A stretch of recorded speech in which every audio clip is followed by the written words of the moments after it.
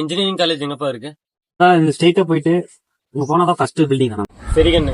ஏங்கண்ணா தம்பி admission போடுங்களா? College தான் வெளியில நல்லா இருக்குன்னு சொன்னாங்க. அதான் பையன் அட்மிஷன் போடலாம்னு வந்திருக்கேன். காலேஜ் எப்படி?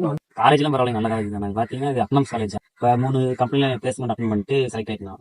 அவ்வளவுதான். சேலரி பாத்தீங்கன்னா பர் இயர்க்கு வந்து ஒரு வருஷத்துக்கு பாத்தீங்கன்னா 2 லட்சம் 2.5 லட்சம் அது மாதிரி சம்பளம் வருது. அப்புறம் நல்ல பெனிஃபிட் இருக்கு அந்த காலேஜ் சேர்ந்ததுனால. என்ன கோர்ஸ் எடுக்கலாம்னு இருக்கிறேன்?